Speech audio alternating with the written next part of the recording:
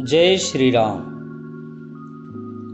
क्यों भगवान शिव को हनुमान के रूप में रुद्र अवतार लेना पड़ा?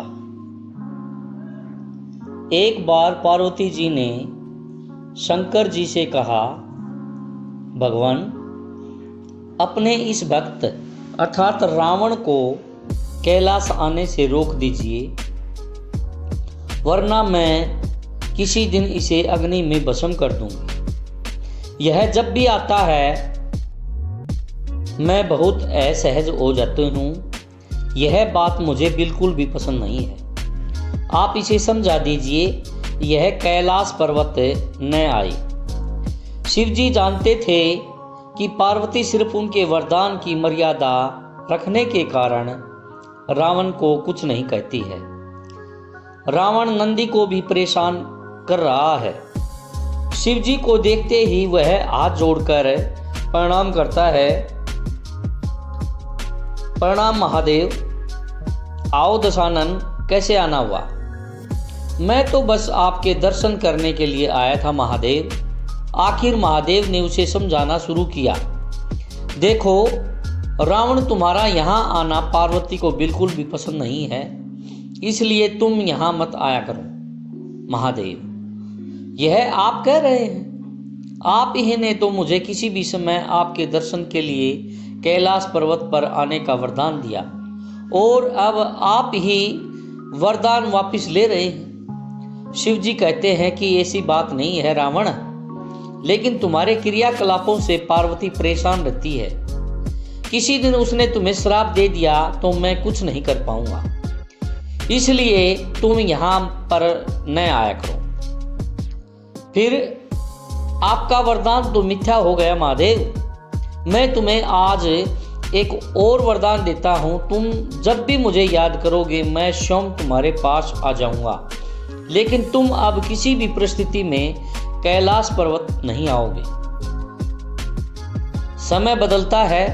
हनुमान जी रावण की सोने की लंका को जलाकर राख करके चले जाते हैं, और रावण उसका कुछ नहीं कर सकता था। वह सोते सोते परेशान हो जाता है। आखिर उस हनुमान में इतनी शक्ति आई कहाँ से? वह महल में ही स्थित शिव मंदिर जाकर शिव जी की आराधना आरंभ करता है, और उसकी आराधना से प्रसन्न होकर भगवान शिव प्रकट होते हैं और पूछते हैं, कहो दशानन कैसे हो? हे महादेव, आप सब जानते हो प्रभु, एक अकेले बंदर ने मेरी सोने की लंका को और मेरे अहंकार को जलाकर राख कर दिया।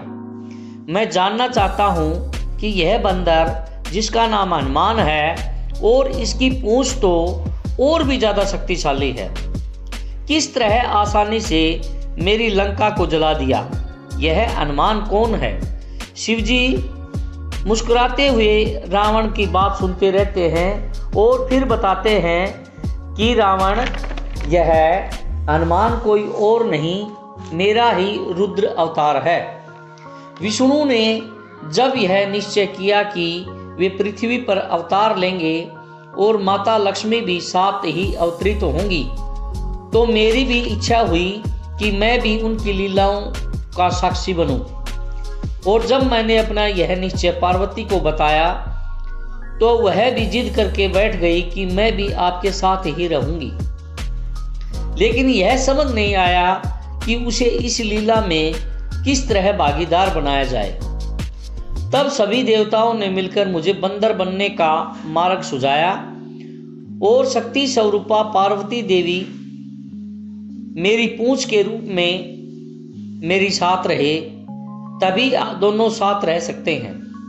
और उसी अनुरूप मैंने हनुमान के रूप में जन्म लेकर राम जी की सेवा का व्रत रख लिया, और शक्ति स्वरूपा पार्वती ने पूंछ के रूप में और उसकी सेवा के फल स्वरूप तुम्हारी लंका का दहन किया। अब सुनो रावण, तुम्हारे उद्धार का समय आ गया है, इसलिए श्री राम के हाथों तुम्हारा उद्धार होगा। मेरा परामर्श है कि तुम युद्ध के लिए सबसे अंत में प्रस्तुत होना, जिससे कि तुम्हारा समस्त राक्षस परिवार भगवान श्री राम के हाथों से मोक्ष प्राप्त करे और तुम सभी का उद्धार हो जाए। रावण को सारी परिस्थिति का ज्ञान होता है और वह उसी अनुसार युद्ध की तैयारी करता है और अपने पूरे परिवार को राम के समक्ष युद्ध के लिए पहले भेजता है और सबसे अंत में स्वयं को मोक्ष प्राप्त होता है। जय श्री राम। आपको पोस्ट अच्छी लगी हो तो कृपया लाइक व सब्सक्राइब कर देना। जय श्री राम।